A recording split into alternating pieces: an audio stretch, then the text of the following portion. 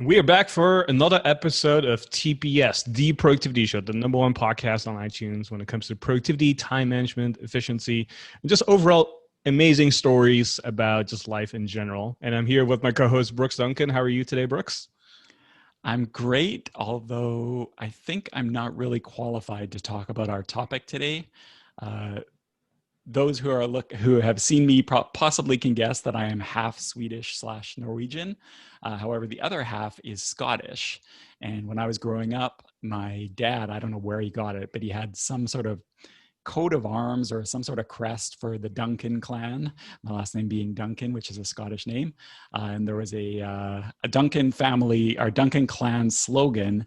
And it was in Gaelic. So one time I asked him what it meant, and he looked it up. And basically it means learn to suffer. So I think I am genetically disqualified from offering advice on this topic of turning your mood around, but I will do my best to overcome my Scottishness. So we're going to 80-20 this episode. I'm going to do 80% of the talking, basically. Exactly. And I'll just sit here suffering. So for those who don't know who I am, my name is Tan Pham. I'm the founder and CEO of Asian Efficiency, where we help people become more productive at work and in life. And through this podcast episode, we want to kind of help you up level and make sure you become more productive at work and in life. So before we start diving into today's content, one of the things we always like to do is start with some of our favorite productivity resources as of lately. So Brooks, I know you have 3 of them here. Would you mind quickly sharing them with everyone? All right, so resource number 1 is Daylio, which is an Android and iOS app. That's spelled Daylio, but we'll have links to everything in the show notes. That is a daily mood tracking app. So it can give you a lot of really good insights as you're going through the week, is seeing what is your mood every single day. And Tan, I know you're a big fan of this app, and you've shared some of your results in the dojo or productivity community. It's always interesting seeing in black and white your moods as you go through the weeks and the months. That's number 1. Number 2 is the Young Living Essential Oil Home Ultrasonic Desert Mist Diffuser, which is a mouthful. This is something I don't personally have, but Marie and Marmel, 2 members of the Asian Efficiency team, 2 awesome members of the Asian Efficiency team, are really into this device. And so if you are looking for an essential oil diffuser, you can definitely rely on that one.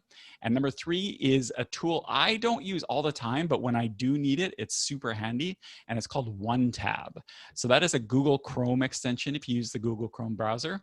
And what that does is, if you have a bunch of different tabs open, maybe you're researching a topic, or you just have a group of tabs that you're working on, but maybe you're wrapping up for the day, or you're just taking a break, or you just want to save your place.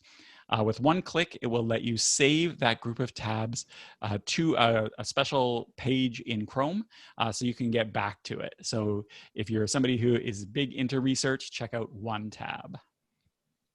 Especially if you're someone who has 1,000 browser tabs open, this is the thing you want to look into getting, because that always gives me a heart attack when I see that. So we'll have links to everything in the show notes as well. So if you're listening to us on a podcast app, just swipe and you'll see it there. If you're listening elsewhere, you can go to theproductivityshow.com/326. All right, let's talk about today's topic here. And today's topic is really inspired by the idea that, mood is really important. And if you want to be more productive at work and in life, you want to be able to manage and control your mood in the best way possible. So if you're listening to this and you're someone who oftentimes finds themselves starting the day off on a bad note, and your mood is just not that great and you feel irritated, this is an episode that you really want to pay closely attention to, because it's going to affect your productivity, your output, and your work. Also, if you are someone who is kind of like happy and calm already throughout the day, but you want to learn more how to do that consistently, then this episode is going to be really valuable for you as well. And if you're someone who already has like this taken care of for the most part, I think it's always interesting to hear from others, like how they manage their moods and what to do, advanced strategies that we have, and things to consider as well to make it even better for your personal life. So I know a lot of people are going to be resonating with today's topic. And before we start diving in, I also want to share that we have a premium version of the podcast called TPS Plus. You can go to theproductivityshow.com/plus. It's our upgraded version of our podcast where you get episodes ad-free a week earlier. And also you get our private show notes that come with today's episodes and other episodes as well. So you get to see our internal notes as we prepare stuff, links to things that we talked about, but also things that didn't make it into the episode as well. And there's a bunch of other benefits that come with that. So go check it out at theproductivityshow.com/plus, or you can visit our fancy URL at TPS.plus. So I want to thank everyone for joining us so far. So Brooks, let's talk about mood. And not suffering, because I know that's your specialty, but let's talk about mood instead. So how does mood influence our productivity, our output, our efficiency? Yeah, well, your mood can have a really, if you stop to think about it, your mood can have a really big impact on what you do throughout the day. It impacts your stress, it impacts your outlook on things, it impacts your perception of what is possible. And anybody who has sat down to do a task and you're in a good, positive mood, it just feels like, yeah, I can get this done, no problem. It might be hard, but I can do it. And you just get grinding. Or on the flip side, if you're just like frustrated in the day, you maybe woke up on the wrong side of the bed, as they say, and you approach that exact same task, then you have that negative outlook. You just don't feel like doing it. You're very skeptical that it can be done. And the way we always say it is, the better your mood, the more productive you are. Tan says all the time, this is one thing we say internally as well: happy people are productive people. So you want, whenever possible, to, even if you wake up on the wrong side of the bed, you want an ability to flip your mood to the positive side. We talk about morning rituals all the time on the podcast, but a kind of under-discussed feature of that, of starting your day out right, is your mood. So even if you don't start in a good mood, I mean, that's the ideal, right? You wake up in the morning and you start your day in a good mood. But even if you don't wake up that way, we want to have some ways we can course correct. Now, as someone who had a bit of a mood swing every now and then, where some days I would wake up feeling great about myself, and then other days I would be like, ugh, like I don't want to wake up. I don't feel great about myself whatsoever. Um, there's hope for people like you and me out there, where yes, you can turn your mood around. Yes, you can make it into something where you are consistently feeling really good about yourself. And there's some tips and tricks that we want to share with you today that kind of help you with that. So if you find yourself in a situation where you're oftentimes like stressed, you're not feeling great about yourself, you're not in a good mood, maybe even other people describe you as like you're always in a bad mood, like there are ways to address this. Now, I will say we are not medical doctors, so we're not going to go into like the medical science behind all of this.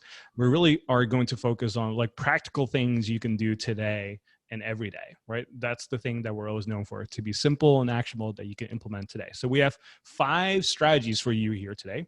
And the first one is to practice deep breathing and to be mindful. And if you've been listening to us for a while, you know that you and I, Brooks, we were never big believers of meditation. We thought it'd be like a woo-woo kind of thing. It's only what hippies do. And it took a really long time for me to be convinced that meditation is actually a really powerful strategy and technique to incorporate into your life, if not daily habits. And so it's the idea that the more you can calm yourself down, right, the more you can reduce your stress, the more mindful you are, the better you start to feel. So if you're feeling really stressed right now, I encourage you just to do a really simple breathing exercise where you breathe in for like 5 seconds and then breathe out for 5 seconds, and do that for about a minute or so. And you start to feel after a minute already how much more relaxed and calm you are. Right. And so that's like a simplified version of meditation. Imagine being able to do that like every day for 10 minutes. You would feel so much more calm. And if you feel like you have anxiety going on, this is a great way to kind of like relax yourself as well. And it's a great thing to do as well before you go to bed, so you can have great optimal sleep. So we've talked a lot about meditation before on the podcast on TPS 210. So if you go to theproductivityshow.com/210, you'll find a whole episode on meditation called Meditation for the Rest of Us. And I think you'll enjoy that one, where we kind of walk you through a little bit about how to do it. And we have tons of other resources available in our courses as well. Yeah, like I think I even gave this example in the last episode, that I tend to be a morning meditator. So it's part of my morning ritual. It's something I do to get ready for the day. So it definitely does help my mood when I start the day and go into my work. However, it's interesting because that helps you with beginning the day. But what happens if something impacts your mood throughout the day and kind of puts you in a negative space? A lot of times, like you mentioned, a lot of times people think of meditation as having to go through a whole thing, right? A whole 10-minute thing. Maybe you're using the Calm app, like I know both you and I do, or you're going through some sort of meditation process. That can definitely be helpful. And if you can pull that off during the day, that's great. However, if you want to do a quick mood correction, you don't have to go through that whole long meditation cycle. Even just like taking, this is something that happens to me if I, for whatever reason, something happens throughout the day where I get frustrated or whatever, just doing like a 30-second deep breathing, like just, just relaxing, centering yourself, breathing, even if it's only 30 seconds, it can really be jolt you out of that mood spiral and help put you on the right way. So it doesn't have to be something that takes a long time. Yeah, in fact, it can be 1 minute, 2 minutes, 3 minutes even. So it doesn't have to take up a lot of time. And oftentimes I'll do a quick meditation right before we record this podcast and other episodes that we do, because it just helps me kind of like get centered and be present as well. The worst feeling in the world is when you feel really stressed out and you have like 50 browser tabs open, which is why we talked about one tab earlier. And you have other things going on. You're multitasking and people are like asking for your attention, and there's like an email notification popping up, and like there's all these things going on, and it makes it really hard to focus, and it's really easy to get into a bad mood that way. So I encourage everyone to kind of like check in at least once a day with themselves and say, hey, am I practicing deep breathing? Am I practicing being mindful? And if you ever want to really stress test yourself, try to do mindful eating. This is a challenge that I did for myself a few years ago, where I tried 7 days of mindful eating. And what that simply meant was I would literally just have breakfast, lunch, and dinner. If I was eating breakfast, sometimes I do, sometimes I don't, because I do intermittent fasting. But what you would do is basically, in the past, I would always have like my iPad with me, or check my phone with me, or like play the TV or something. There was always something else going on while I was eating. But then as a challenge, I said, you know what? I'm going to try mindful eating. I'm going to just eat my food and do absolutely nothing else. No phone, no tablet, no TV, just me, my spoon, my meal, and that's it. Right. And you'll find that it's actually very challenging, because we have the tendency to want to do all these different things, right? Instead of being present and just try to eat our food and actually taste the food, think about our food, and let's actually start daydreaming a little bit and start thinking about other stuff. And you start to see it's actually very challenging. So if that's something you want to try, I highly encourage you to give that a try, because you'll start to notice how much more mindful you can be and how much more present you can be, which as a result will elevate your mood. So that is tip number 1. Again, practice deep breathing and be mindful. And we'll have some resources linked to this as well. We have some ton of like stuff inside the dojo that's related to this. So if you're not a dojo member yet, you can go to theproductivityshow.com/dojo and enroll there as well and become a member of our community. And we have tons of resources about meditation and other things related to boosting your mood today. So be sure to check that out as well. All right, let's move on to tip number 2 here, and that is to journal every day to get rid of stress and anxiety. So journaling is a great way to release stress and anxiety. And if you are someone who's not a journaler yet, I encourage you to pick up this habit. We've done a few episodes already on the podcast talking about journaling. So if you haven't listened to those episodes yet, I would highly recommend you check them out. So you can go to theproductivityshow.com/301. But the basic idea is that anytime you can put whatever is going on in your head on paper, it relieves a lot of stress and anxiety. So instead of you trying to mentally work through it and kind of like declutter your mind that way internally, by writing it on a piece of paper or even just digitally, it allows you to kind of like relieve that stress and anxiety. And so instead of having it going on in your head, you put it on paper or something like a digital note, and you'll start to notice right away how much more relaxed you feel. Especially if you do this before bed, you'll start to notice it. You'll sleep a lot better. And something I always do is before bed, if I feel like I can't fall asleep, or I'm stressed, or I'm like worried about stuff, or even like, hey, I have to do this thing tomorrow, I always like grab my journal, just start to write it down, and just worry about it, quote unquote, the next day. So it helps me kind of like feel a sense of relief and be able to sleep very well. Yeah, I think in that episode that we talked about the TPS 301, the journaling, I mentioned that I journal using prompts. And one of my prompts is to express one thing at least. Sometimes I list more, but always express at least one thing that I'm grateful for. And that is great, again, for setting myself up in the morning to have a good mood, a positive outlook. One thing I do throughout the day sometimes, though, if I do need to do a little mood correction, and this isn't the only reason I do it, but I find it really helps with my mood, is to express gratitude to colleagues throughout the day. So we have this system at Agent Efficiency called Bonusly, where we give Bonusly points for when somebody does something that we appreciate or that lives our core values. So sometimes what I'll do is I'll just give Bonusly points to somebody for something great that they did. And some people, it's funny, some people I've worked with in the past have the opinion that, hey, if you're getting paid to do a job, you shouldn't expect like extra stuff, extra appreciation or whatever for just doing the stuff you're being paid to do anyway, right? It's like you're doing your job. I actually take the opposite approach. I like to intentionally express gratitude to people because first of all, it makes them feel great. It turns their mood around, helps them do a better job, but it also selfishly, it helps me. Expressing gratitude makes me feel better as well. And so that can be like a midday mood correction as well. Expressing gratitude is a great way to stay grounded and just feel a lot of sense of happiness. So I think that's a great insight there. And something that I always like to start my day with, right? One of the things we always talk about is having a morning ritual. So part of my morning ritual is to journal as well. And including in that process is writing down 3 things that I'm grateful for. So it could be like, I have shelter above my head.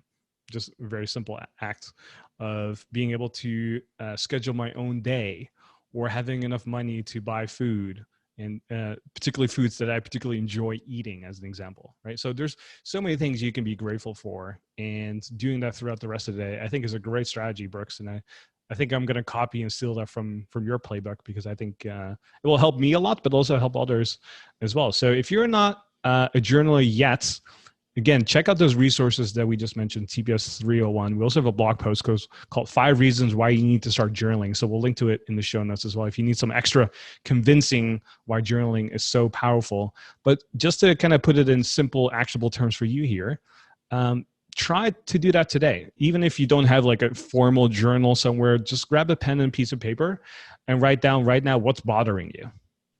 What's bothering you? What's going on in your life that's really bothering you? And just getting that out of your head and just doing that kind of like simple mind dump will start to make you realize, wow, there's a lot of things bothering you, but also 2, once you get it out of your head, you feel instant relief. So just try that as a really simple exercise today. Okay, so that is tip number 2, journal every day to get rid of stress and anxiety. So let's move on to tip number 3 here, and that is to change your environment. If you want to boost your mood, if you're feeling like you're not in a good mood right now, but you want to feel better about yourself, changing your surrounding or environment can make a big difference. So a simple example of this is oftentimes when I'm not feeling really creative or I'm just not in a really productive mood, by me going to the library or going to a coffee shop and being in a different environment makes me go, oh, there's people here. There's a lot of lighting. For some reason, this coffee or tea tastes a lot better than it normally does. And all of a sudden, my mood just goes up right away, right? And I think we've all experienced that. Or if you've ever gone on vacation or gone on a trip and you're in a different environment, immediately your mood goes up. You're like, wow, this is a new place. Like, I've never been here. Or just getting out of your own environment, that routine, breaking that for a little bit and noticing how it immediately affects your mood in a positive way. Well, that is something you can do anytime you want as a tool.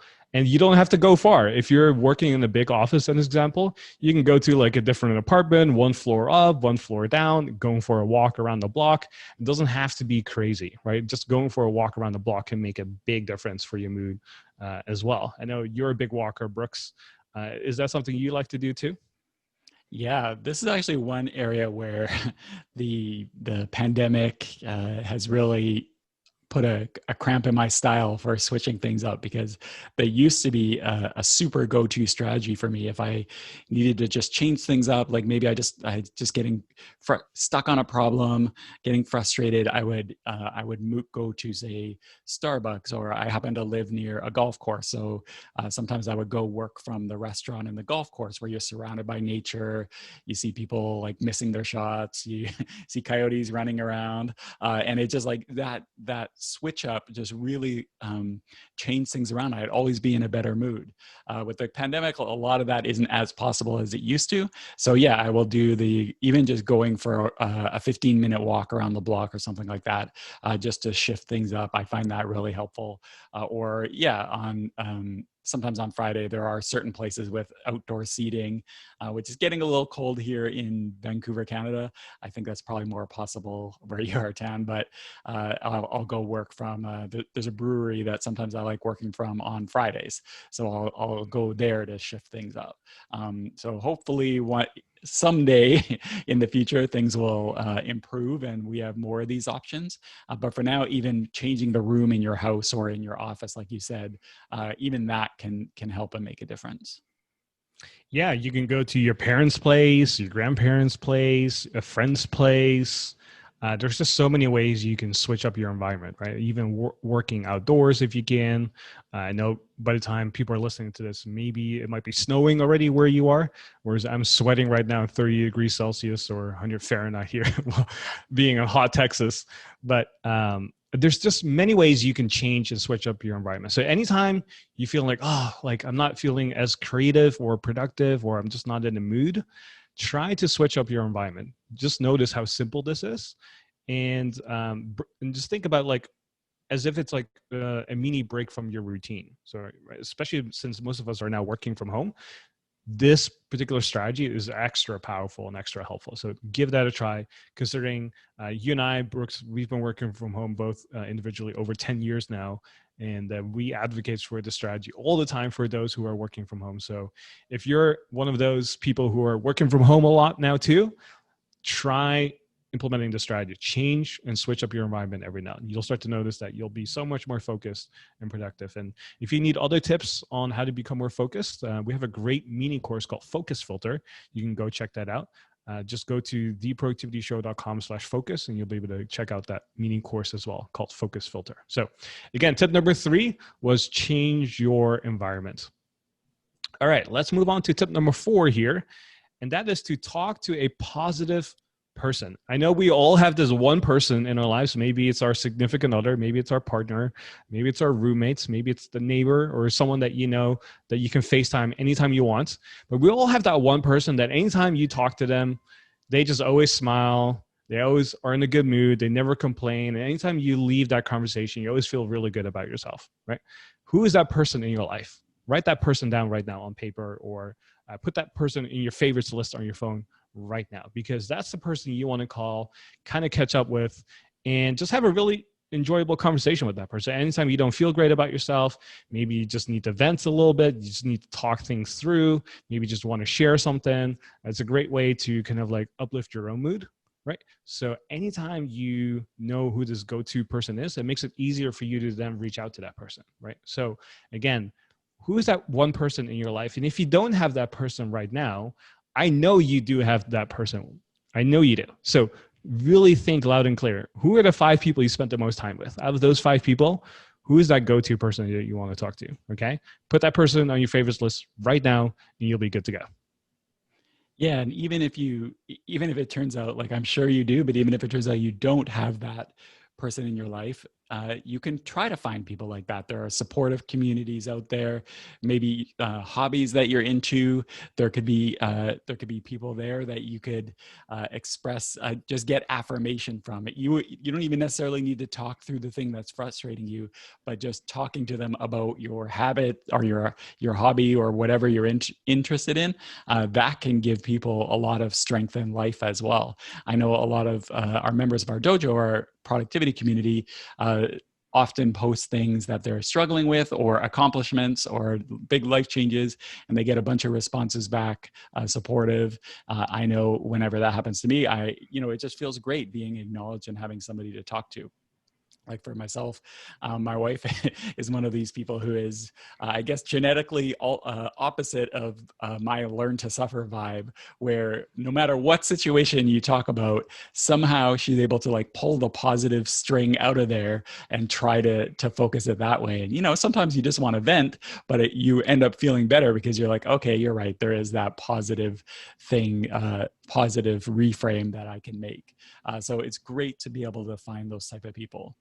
By the way, the flip side of this topic, you know, we're keeping it positive. So we want to talk to a positive person, but Giacomo, who is a dojo member, makes a good point that sometimes other people's mood that you can't control easy can impact your mood. So in that case, if you do have kind of like negative vibes around you that are sending your mood down, or maybe you're like spending a little too much time doom scrolling on on Twitter or something like that, sometimes it's limiting the exposure as much as possible to those negative vibes can help you turn that around as well. So go for positive and try to lower the negative vibes as much as you can. For me, this go-to person is one of my best friends. His name is Charles. He's been on our podcast before where we talked about executive assistants. And anytime I FaceTime him or just give him a call, no matter how bad I feel about myself or if my mood is not that great, he always finds a way to kind of like joke around and bring inside jokes that we have or share a story of silly things we've done in the past. And he will always find a way to make me laugh. And just like I think our mutual friend Scott, that you know, anytime you run into him, he's just like the most positive person in the world, super passionate Yes. about life in general. And so it's just great when you know you have those people around you and they're just, you know, one phone call away. So really think about who's that person for you. And anytime you're just not feeling great about yourself, think about giving that person a call. It sounds so simple, but many of us don't do this enough. So I really want to encourage you to give this really simple strategy a try if you want to boost your mood around. Okay, so talk to a positive person. That is tip number 4 here. All right, let's move on to the 5th and final tip. And this is one of my favorite ones. So actually, in fact, this is probably the one I use the most for myself. And I will get to an interesting question for you, Brooks, because I know you're a big music person and what kind of music you listen to. But tip number 5 is if you want to uplift your mood and boost your mood, one of the best ways you can do that is to listen to uplifting music and some of your favorite songs. So this is my favorite strategy out of all of them, because when I listen to my favorite music, my favorite songs, I just instantly feel better about myself, right? Sometimes it brings up a fun memory. Sometimes it's just the lyrics that are really funny. Sometimes it's a beat. Sometimes it's just the rhythm of something. And my mood is always a little bit different every single day in terms of what I like to listen to. And that's why I think I have like over 50 playlists because it just kind of depends what I feel like. But we have a ton of samples that you can check out. So we have a blog post called The Ultimate Music Collection for Getting Work Done. And we'll be sure to link to it in the show notes. So you can kind of steal some of our playlists and some of our favorite songs. And I know, Brooks, you have some embarrassing music that you like to listen to. Would you mind sharing some of that? Easy now. I do the same thing. I have playlists for different types of things, and you know, I have playlists for focus music. You know, we've talked about focus music a lot on the podcast, but that's actually not, at least for me, that's not what we're talking about here. There's focus music and there's mood changing music. So for me, what I like is Spotify. I use Spotify, makes these daily mixes. So I think it goes like, there's 6, at least for me, there's like 6 different automatically created mixes. And I like kind of like targeting some of those. Sometimes it's like more upbeat rock. Sometimes it's more, I don't know, like indie acoustic if I want to be more chill. Sometimes it's like Fleetwood Mac and all of that type of stuff if I'm into like a 70s vibe. Whatever it is, they do a pretty good job of creating playlists that match the mood that I'm looking for. Also, one thing I did is I created back in the pre-pandemic days, I used to really like going to concerts. So I'd go to quite a few concerts in a year. And so what I started to do is make playlists of artists that I went to see live throughout a certain year. So I'd have like 2018 concerts, 2019 concerts. Sometimes I like to listen to those because it's like a double whammy, right? You're listening to music that you like, obviously, or you wouldn't have gone to the concert, but also listening to that music triggers happy, positive memories. So that's like a double whammy for mood changing. Music for me is like incredible with the way that you can tie music to certain memories. So there's, like you said, this is actually my favorite tip and my most go-to tip for sure. You can, if you're watching this, the video, you can see me like even smiling as I'm thinking about it. Music is just such an uplifter for me. I believe every year around December, Spotify will usually allow you to check your own personal stats, and will show you, for example, like this is the artist that you played the most, or this is how many hours you listened to music this year, and this is like the type of music you listen to most often, and that kind of stuff. And it's kind of embarrassing to see how my stats every year of number of hours that I play every year is going up since like 2013. And it's only possible because, one, I'm spending more time at home. Two, I have AirPods, so I'm always listening to stuff when I put them in. And as soon as I start my day, there's just music jamming here all the time with my Sonos around here. So, um, not that I try to beat that score every year, but it's just a natural process of me using music as a tool to kind of like uplift myself in terms of my mood and my personal outlook about stuff. And because Spotify, and I've set this on our Slack channels all the time, I feel like Spotify knows me better than any sort of partner I've ever had, because Spotify just knows what kind of music I like and what to play, and how to mix it up. And they have all these like custom playlists that they create based on the algorithms. So I'm a huge Spotify fan for that reason. And one of my favorite features in there, if you haven't checked it out, is to start a radio station based on the song. So it's kind of the idea of Pandora, but their algorithm is so good because they can track how much you listen to stuff, that anytime you like a song, you really love it, just start a radio station and you start to discover all this new music you've never heard of, and it just makes you feel so much better about yourself. So I wish we were sponsored by Spotify, but we're not. But we are big fans, and so if you're not a Spotify user yet, definitely go check it out. But yeah, use uplifting music and some of your favorite songs to change your mood around. If you haven't tried this yet, go give that a try today. If you're not feeling great about yourself, play some of your favorite songs. Have a go-to playlist ready for you. I have like 5 or 6 go-to playlists. No matter how bad I feel about myself, this is what I always use. And this is, again, different, like you mentioned, Brooks, from the focus music, right? Where, for example, I love to listen to Hans Zimmer, or some of the movie soundtracks, like the Batman movie soundtrack, as in some, I think it's by Trent Reznor, I think is his name. But yeah, those kind of playlists allow me to get in the zone, to kind of get in flow state. And we've done a whole podcast episode on flow states as well that we'll link to in the show notes if you haven't checked that out yet. But again, tip number 5, please try this today. Listen to uplifting music and some of your favorite songs. So there you By the have it. way, 5. oh, sorry. One more thing I wanted to add that I forgot to mention. One of my favorite, I should actually save this for next episode, but one of my favorite purchases I've ever made is last year. I bought my wife on the Black Friday sale a Google Nest Hub, which is one of their smart devices that has a screen. And we just happen to use Google Photos. So we have basically all of our photos since we've been, not all, but a large chunk of our photos since we've been together, almost 20 years now, uploaded to Google Photos. And so what it does is we have it sitting in the kitchen, and it just cycles through photo after photo, and it will, surface photos from this week 10 years ago or whatever. And if you're somebody who has a lot of photos and a long history of photos, and of course, if you are in I guess you would say, a privileged situation in the sense that the photos in your life give you happy memories, which is not true for everybody, obviously. But if you are in that situation, that is such a huge mood booster to walk into the kitchen or the living room or whatever and just see, pictures of your kids when they were little, or trips you took in 2004.